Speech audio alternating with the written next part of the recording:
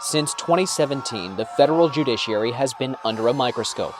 From controversial appointments to the Supreme Court, so help me God, to efforts to confirm as many district and circuit court judges as humanly possible. I do. Both Republicans and Democrats operate on a new modus operandi. It's not enough to pass legislation. The Patient Protection and Affordable Care Act is passed. You need to have the right people in place to protect it from legal challenges. It's much more, for both Trump and Biden, a question of how do you want to reshape this institution by reshaping who sits on it, very purposefully. To that end, judicial confirmations were a cornerstone of Donald Trump's presidency and both his 2016 and 2020 campaigns. Trump's nominations received intense focus. President Biden's have not had as much attention, despite the fact that at this point in their presidencies, their number of confirmations is nearly equal. By November 6, 2019, President Trump had confirmed 2 Supreme Court justices, 44 circuit court judges, and 112 district court judges for a total of 158.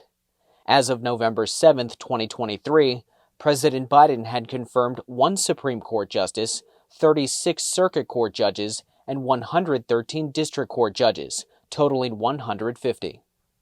They say that for a lot of presidents, their judicial appointments are the biggest influence on the country they'll ever have, and certainly they are one of the longest lasting.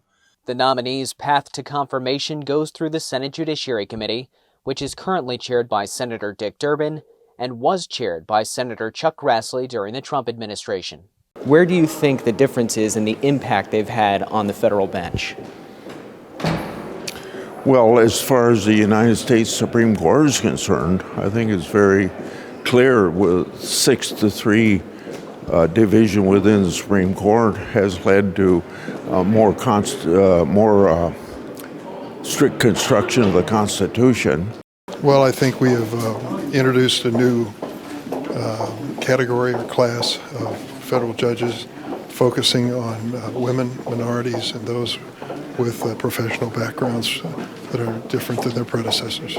Biden has appointed 100 women and 98 people of color, including 49 black judges.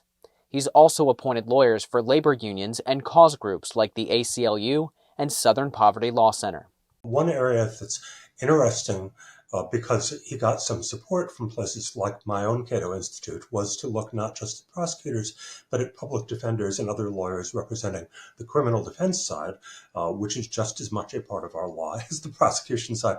And Biden did exactly that, and he in fact has gotten some praise from libertarians as well as from Democrats for appointing a number of public defense background lawyers. Trump prioritized ideology, including constitutionalists or originalists, who tried to interpret the Constitution exactly as the founders intended. As part of his overall ideological screening, he appointed some lawyers whose main career background had been things like religious liberty litigation, and that has shown up in some of the controversial decisions that his judges have made.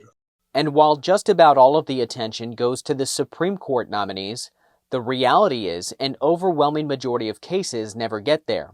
Federal courts of appeal handle more than 50,000 cases a year. The Supreme Court is asked to review about 7,000 and only hears about 100 to 150. That the Democrats learned a lesson from Trump, move quickly on judges. That's exactly what Chairman Durbin says he plans to do in 2024.